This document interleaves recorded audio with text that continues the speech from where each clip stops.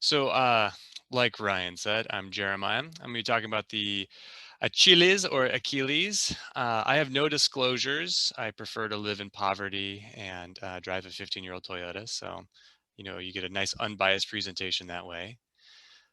Quickly, what we'll do is we'll talk about your friend, the Achilles. We'll go over some relevant background. It's actually necessary Greek mythology background. We'll talk about the composition of the Achilles tendon. We'll go through a very cool case, and we're going to go down one of my favorite rabbit holes. I'm so excited to go down that one. We'll talk about examination and then some treatment options, and then hopefully a standing ovation. So Achilles, as you all know, is the hero of the Trojan War, and he's the greatest Greek warrior in Homer's Iliad. He's also, I'll have you know, the most handsomest. His mom, Thetis, dipped him in the river Styx, which is the crazy river that connected the underworld to our regular world, and made him invulnerable, save for the heel by which he was dipped. So that's some pretty ominous foreshadowing, right? So I'm really pleased to announce that since that time, an injury to the Achilles tendon is no longer immediately and universally fatal. So, this is good news for us. I want to start off with the Achilles tendon. Sometimes you'll hear it referred to as the calcaneal tendon, depending on what part of the globe you are, and some people will call it the heel cord. It's all the same stuff. And look at this. Look at this. Oh, it's such a good structure. You see does my mouse cursor come through? Are you guys able to see the mouse pointer? Yep, we can see it. Okay, perfect. Yeah, yeah. So we see the lateral head of the gastrocnemius. We see the medial head of the gastrocnemius. Look at that soleus. Oh, it's so good. Looks like this guy was on house arrest or something. And then, you see this and you're thinking, oh my gosh, is that the plantaris? But no, the plantaris is deep to the gastroc. It's between the gastroc and the soleus. So that's probably our saphenous vasculature there. But that's a really, really good anatomical picture there. Now, this is a fun little ultrasound image here. So the Achilles tendon originates from the aponeurosis of the gastrocnemius, the soleus, and the plantaris. And look at this crazy Yahoo here describing it. But here we see superficial through deep here. We got proximal, we got distal. So what we have here is subcutaneous tissues, got our gastrocnemius. And this is really cool. This is where the plantaris tendon will reside. It'll reside in the aponeurosis fascial plane between the soleus and the gastroc. And then if you go down a little bit more distally, you'll see another muscle belly down there, and that's commonly the flexor hallucis longus. Now, um, you'll note that the Achilles tendon is wrapped in a peritoneum, which is different than a true tendon sheath. And the peritoneum has two structures, has the deeper epitenon and then the more superficial peritoneum. And if anybody is interested in the nuances between all these tenons, this is an amazing 18-page tome on tenons, and you are welcome to read it. It is fascinating. Now, why does it matter for us? So the big thing that I see between the peritoneum and the classic tendon sheath is that when you do have an acute inflammatory response, you'll have more of a asymmetrical fluid accumulation. So you'll just kind of have a little bit of fluid in one spot. You'll see that the hyperechoic peritoneum structures are usually still adherent to the structure, whereas with a tendon sheath, you'll actually see that nice hyperechoic tendon sheath structure separate from the tendon, and you'll see more of a uniform swelling, kind of that classic bullseye kind of appearance. Let's get into a case. And just in case you are interested in calling my HIPAA privacy compliance officers, this is a fictitious case and just a random picture of a UC Davis gymnast that actually, this is not her case. So please don't waste your time on that.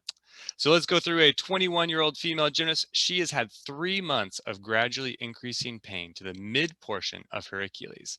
It's worse with punching, worse with landing, and she's also noticed a marked increase in her workload. And like Jay Smith a couple weeks ago, this is not a zebra case. This is a classic bread and butter case. Now, one little plot twist, it maybe seemed to start after she was treated for a urinary tract infection at an outside provider. Dun, dun, dun.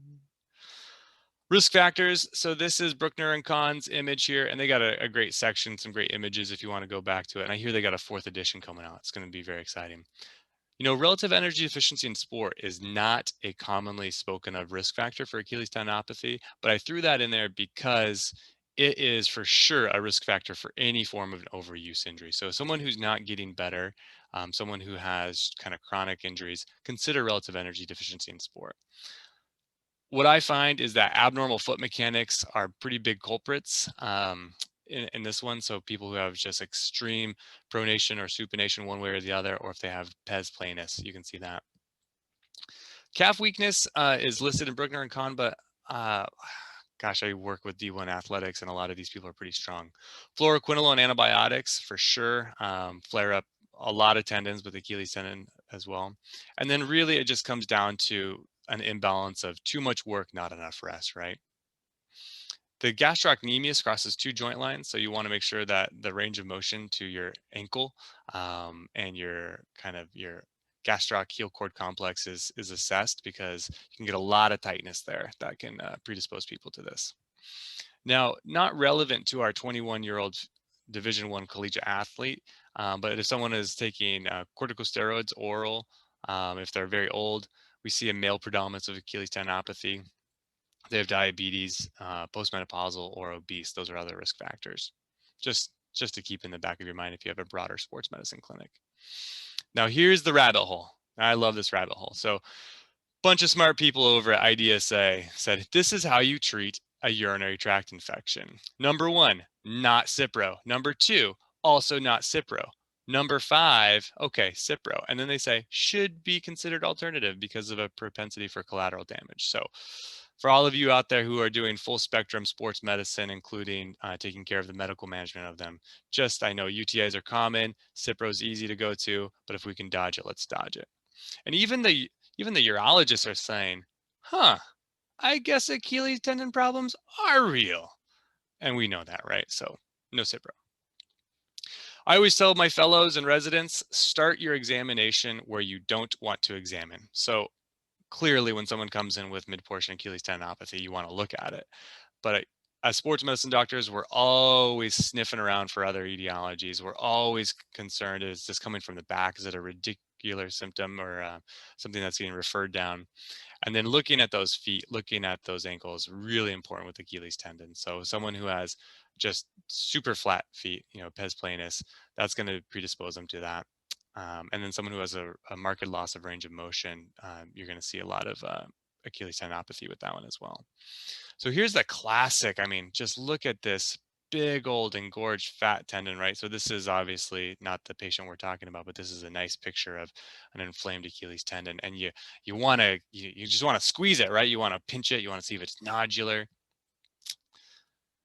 And then here, one thing that I want to talk about is the location of Achilles tendon symptoms. So the vast majority of them are going to be mid-portion Achilles tendinopathies rather than the insertional Achilles tendinopathy. And depending on which study you look at, maybe 70%, maybe up to 85% of the Achilles tendinopathies will actually be mid-portion. And the reason is that's in a watershed zone. And there's a cool study that looked at with exercise, they're doing dynamic blood flow studies. When you get above the 7 centimeter mark, so when you are more proximal, the blood flow increases to this zone at fourfold. So it's a huge amount of increased blood flow. But when you go into this kind of mid-portion zone, classically, I think it's right about 3 centimeters, but the range is pretty broad, 2 to 7 centimeters. The blood flow increase with strenuous activity only increases about twofold to 2.5-fold at tops. So there's a huge discrepancy in blood flow supply during strenuous activity, which is why we see a lot of problems with these repetitive use athletes like runners. So long distance runners having a big incidence of this one. So that's where our watershed zone is, and that's why we see a lot of problems there. Now you want to break it up into kind of two different buckets, and they can actually present somewhat similarly. Sometimes you'll have pain that's in mid portion, but it also tracks down to the insertional point, and it's not as clear as you might want it to be. It's not as clear as that one picture I showed you where you had that huge, massive, swollen Achilles tendon. So really what you want to do is you want to do a thorough physical examination. You really want to palpate the entire gastrocnemius soleus complex, the whole heel cord, and you really want to make sure that you're palpating all the bony prominences of the calcaneus as well.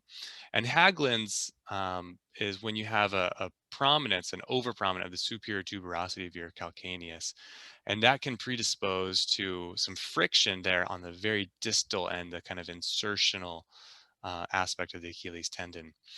And then if you have a young, skeletally immature patient, you're always thinking about an apophysitis as well, so Sever's disease. So here we have an ultrasound image of some apophysitis as well. So those are kind of the distal versus the watershed zones are the two buckets that we're looking at. And it's important to differentiate it because the management strategies are different as well. One of the fun thing to feel is the squeakiness, so crepitus in there. This is an old study, and it's I don't know what language that's in, but it almost looks like it's a gynecological paper. I'm not entirely sure on that one, but they talked about some of the basic science, fibrin precipitation around the peritoneum that actually causes the squeaking and the crepitus in there. Now this is so cool. You know, Keeger's fat pad is such an interesting structure to me. Hoffa's fat pad in the knee is just insanely fascinating as well. But Keeger's fat pad, I used to disregard it, but now I give it a lot of respect. A couple of things that it does. Number one, it's a mold that kind of helps our vascular supply stay in place and protect our blood vessels that are going into it. So it's kind of a shock absorber and a guiding, almost like in a bowling alley, how there's a gutter. It has these nice little gutters for our vessels to insert onto our Achilles tendon and feed that. Another cool thing that it does is this paper attempts to differentiate the Keeger's fat pad into different lobes. And this is the calcaneal wedge lobe. And one of its main functions, they argue, is that when we go through dorsiflexion, plantar flexion, you can see this wedge actually coming in and out to protect the distal end of the Achilles tendon. This is an ultrasound image in a sagittal plane, so a long axis plane. This is our calcaneus bone here. And this is the normal, I call it the seagull shape of the calcaneus bone right here. So here's our tendon coming in and inserting there. And here's this Keeger fat pad wedge sliding in to protect and offload the friction of the tendon. Pretty cool stuff. Now, imaging on our workup of our 21-year-old gymnast, a couple of things to consider after our physical examination. I like plain films. I like them. I find that sometimes people will have an os trigonum, which can give you a posterior impingement with gymnasts, with dancers, ballerinas, soccer players. You can get a posterior impingement syndrome that can just kind of give them this pain in the back that can mimic an Achilles tendinopathy. And I find that ultrasound imaging of the os trigonum to be challenging. It's a deeper structure. You get some edge artifact from some of the hyperechoic Achilles tendon structures. Sometimes if you have a retrocalcaneal bursa, you'll get some edge artifact on that one as well as the sound waves are arcing around the bursal sac. So I think plain film radiographs are just a fantastic idea. And I know that we live in an ultrasound world where it's so fast, it's so easy. There's no radiation, you know, it's right there. But this is a spot where I still like X-rays. So what I'm looking for on my X-ray, I'm looking for a very prominent calcaneal superior tuberosity consistent with a Haglunds deformity. I'm looking for os trigonum. Also looking for any form of enthesopathy. Now, granted, ultrasound is fantastic at enthesopathy as well. Ultrasound also gives us a lot of other really useful information. Gross appearance of the tendon fibers. You can see there's fusiform thickness, hyperemia, neovascularization. It's pretty fun stuff. I'm going to go ahead and hijack some images out of Jacobson's book here to show you some ultrasound model staging and kind of transducer placement. And I want you to notice that I use the word transducer and not probe. I think Doug Hoffman will tell you that probe is an action verb and transducer is a noun. Um, I can't see Doug if he's laughing or not. I hope he is. So this is straight out of Jacobson's book. I prefer to use the larger footprint linear array transducer, so high frequency transducer. Sometimes people will, when we get down to the nuances of the calcaneal insertion, we might swap on over to the smaller footprint. I feel like it's a waste of time and you can get a lot of goodness out of those larger footprint high frequency transducers. When I start my exam, I actually like to start up high. I like to take a look at the gastroc soleus. I like to see if I can see the plantaris as well. Here's a little bit of just gross anatomy on a transverse plane here. We have lateral head of the gastrocnemius here, medial head of the gastrocnemius here. We got our soleus cruising in here. And then when we move on to short axis, I'm sorry, you can start to see a little thickening of the underneath the medial head of the gastrocnemius will be the plantaris tendon. And this is, an image that Jacobson can get that's challenging to get at times. But here we have medial head of the gastroc, we got soleus, and just a beautiful picture of the plantaris tendon in that aponeurosa plane right in through there. And this plane is going to thicken and thicken and thicken and form our Achilles tendon complex. Now, if we were to scan more distally, we would see another muscle belly just deep to this, and that'll be the flexor hallucis longus muscle belly. Now, I like to have the patient kind of scooch down to the edge of the bed, and then I'll either with my knee, if I'm on a stool, kind of bop them into some dorsiflexion here. Really, I want to flatten out those skin folds because those skin folds can really inhibit your image quality. If you have any air pockets in there, air is the enemy of ultrasound, right? You definitely need ultrasound coupling gel to help with this one. Now here are images from Jacobson's book, and this is a nice picture of that clear, crisp, linear structure of the Achilles tendon. You see it coming into the calcaneus here. I know you see a big Kager's fat pad structure here. We can't really make out the flexor hallucis structure too well down here. And then here's a cross section right in here. You just see beautiful tendon fibers here with the Kager's fat pad structure distal or deep to it. Now, one thing that I wanted to show you on this one, look at this huge acoustic standoff window that they're using. And that's a really great idea. So if you either have some of those cool acoustic standoff pads, or you just want to throw a ton of gel on there, that's good. Kind of pro tip, I keep a bottle of ultrasound coupling gel in the refrigerator in clinic because it's much, much more viscous, and it'll actually hold its form a little bit more, and it won't just drip off of the patient.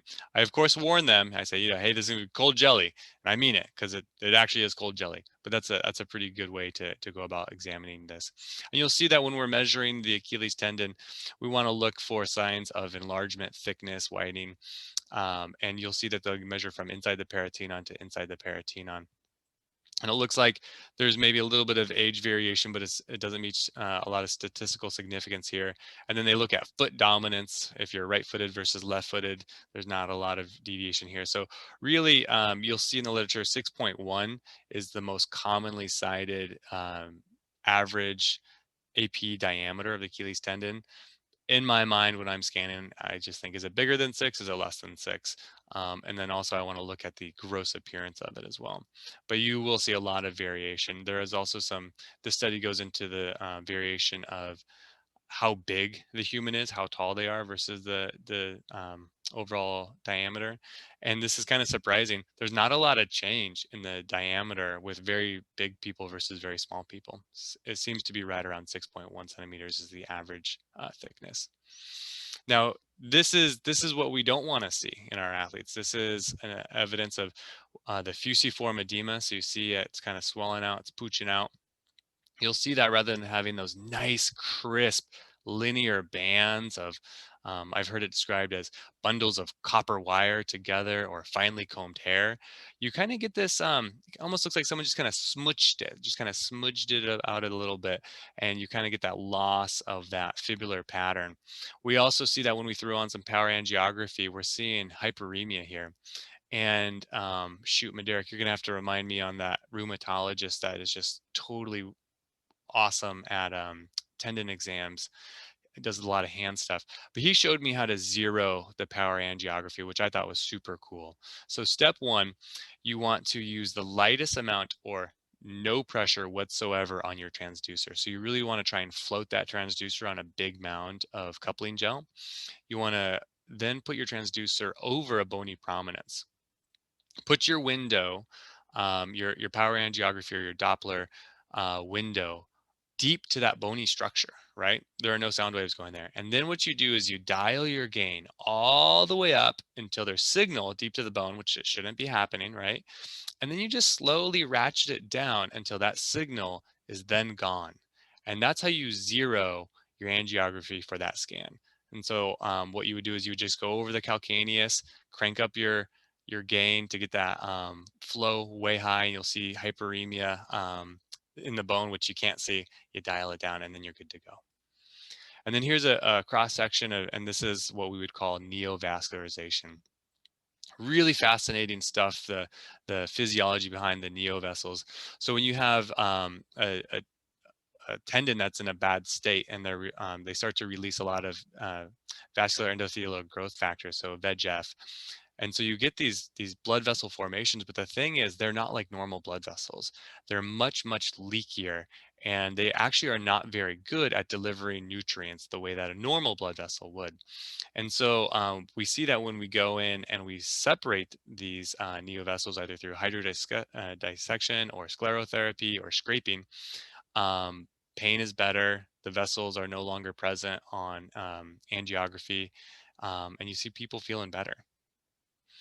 Here is a long axis view. You're just seeing some more hyperemia in Kager's fat pad here. You see the neovascularization going from the fat pad up through the tendon. You see it in the tendon as well. And then I wanted to point out chronic tendinopathy. Just like all the other tendons in our body, if you have chronic Achilles tendinopathy, you'll definitely see a lumpy, roly-poly appearance to the bony insertion here. So this is abnormal. And what I want to do is I want to show you one more time the normal seagull-shaped appearance of the calcaneus, right? So that's the normal healthy tendon, whereas this lumpy, bumpy, roly-poly stuff, that's no bueno. That means that they have chronic tendinopathy here. And down here, you'll just see some hyperechoic structures from long-term fibrinous deposits, and I call it scar tissue. You'll see here, this is the retrocalcaneal bursa there. Commonly do not see the retrocalcaneal bursa with fluid unless there's a problem going on. There's a problem right there. Big old retrocalcaneal bursa there.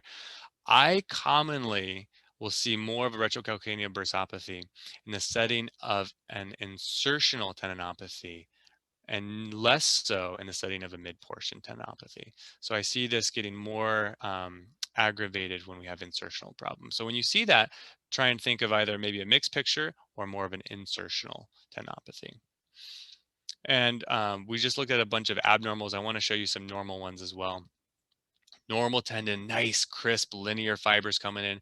There's the seagull-shaped calcaneus. It's totally normal. And what you'll see is you'll just see normal anisotropy as those tendon fibers are making that hard turn to go down and insert into the bone. And here's a lot of anisotropy here. So what you do is you just heel toe your transducer, get rid of that anisotropy.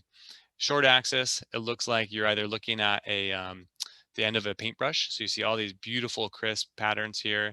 And then with anisotropy, you can see them going a little bit more hypoechoic. And at the end of the day, this is what we're all trying to avoid, right? We're trying to avoid the complete rupture of an Achilles tendon, which you see the tendon stumps here, large fluid in between there.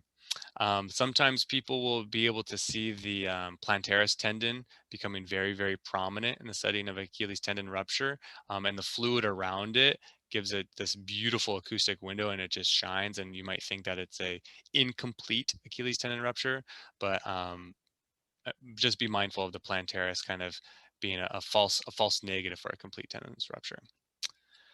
Moving into some treatment, there are a lot of ways you can skin this cat. I was just talking with Doug and Ryan before the call that it basically depends on where you trained and what hospital system you're in and what you have available. Here's a table I hijacked from a paper. We love the eccentrics, right? So I mean, number one, rest. Focus on good nutrition, focus on rest, decreasing those reps, focus on your eccentric exercises. It looks like it increases um, a more healthy collagen type lay down and collagen organization with those eccentric exercises. Shockwave therapy. I don't have access to one. Physicians that have it love it. Awesome, more power to you. Other easy ones, low-hanging fruit, are the nitroglycerin patches. I find that in my patient demographic, young, healthy people, they're all borderline hypotensive or eutensive, and that drops their pressures, gives them orthostasis and headaches. So that's not really where I go. Um, Some people will do PRP, whole blood, sclerotherapy. Ryan was asking me what we like. We're big fans of dextrose hydrodissections, right? And that's not super well evidence-based, and I acknowledge that. But what we really like separating those tissue planes with inappropriate adhesions with just a little bit of D5W and a local anesthetic. We will obliterate those neovessels. Pain is better. See some pretty positive results with that. I have a lot of gymnasts that will come back almost on a monthly basis to get that done. So with that, I'll go ahead and close up shop and give you all a moment for some questions. All right. Thanks, Jeremiah. That was fantastic. Doug or the Achilles Whisperer over there, Derek, do you guys have any comments or anything you want to say? Yeah. Jeremiah, that was really great, honing in on some of those details that sometimes we skip. I just want to make two comments. First is just on the protocol. So my protocol, and I know, feel free to chime in, anybody, but I usually start with the distal Achilles tendon, look at the details of the distal that Jeremiah outlined. Then I go to the mid-substance of the Achilles tendon, and I also include extended field of view with our protocol. And then also in the protocol, as Jeremiah pointed out, I include the plantaris. I also include the sural nerve, which is always at play with any procedure. And then I also do one short axis of the medial tarsal tunnel, because pain can arise from medial tarsal tunnel given posterior hindfoot pain. It also includes a joint in the medial tarsal tunnel. And so we meet our criteria for a complete exam. So that's just my protocol. And then the second comment is just a couple things that I encounter every so often that mimic mid-substance Achilles tendinopathy I see on ultrasound. So one is, as Jeremiah mentioned, is Cipro. And the ultrasound appearance of Cipro is very different from normal mid-substance Achilles tendinosis that Jeremiah presented. So, and the major difference that I see is that the fibers are all in disarray. So when you see the fibers of mid-substance Achilles tendinopathy, you still see usually some of that fibular ecotexture until it gets advanced. But with Cipro, they're all in disarray, and it involves much more volume of the tendon than normal mid-substance Achilles tendinosis.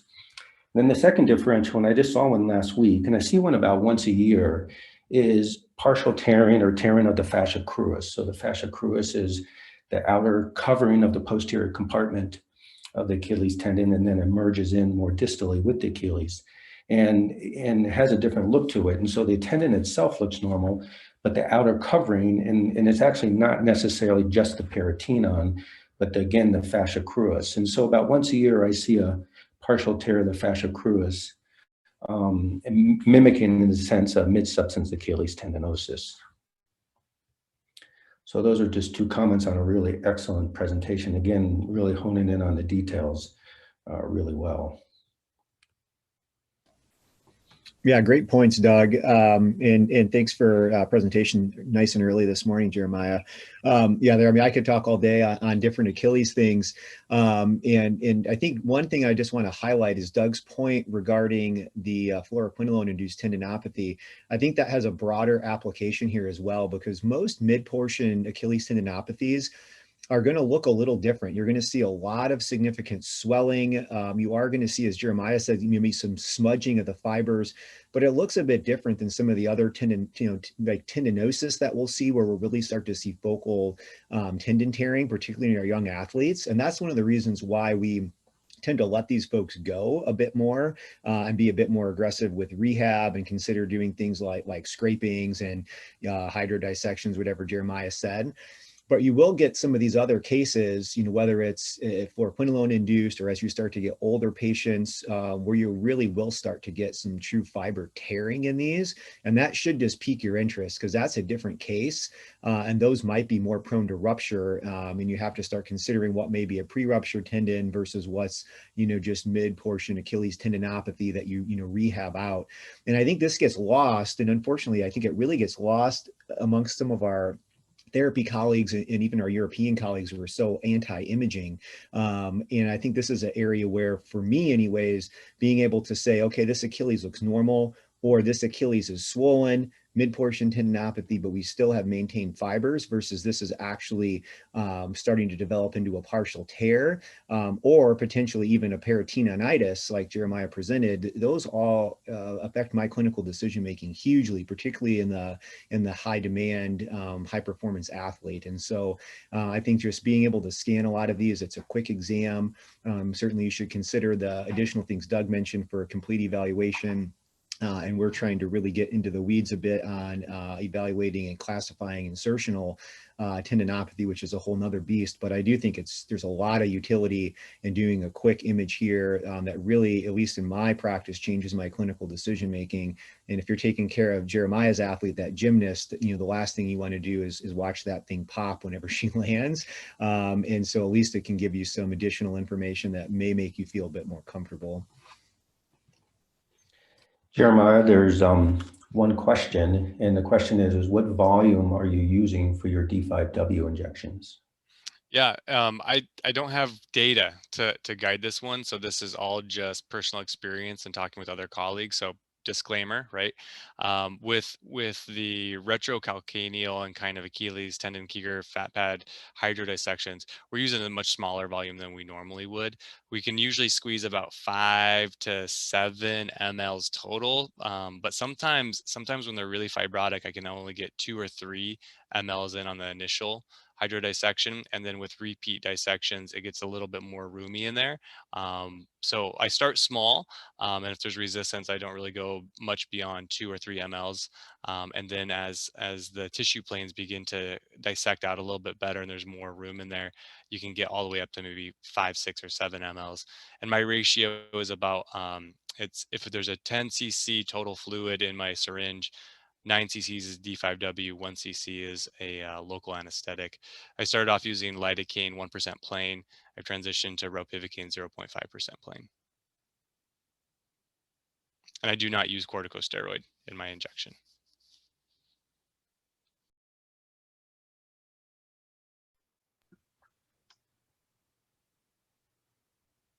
All right. So I think that's it in the chat box, Jeremiah. Yeah, I think we're good. So thanks again. I know it's early out there. You skipped your workout to come spend time with us, so appreciate that. Like Doug and Derek said, that was exceptional and really well done. For everybody else, again, just to reiterate what we said at the start, next presentation will be on the 22nd of this month. Joanne Borgstein doing posterior hip. So thanks again, Jeremiah.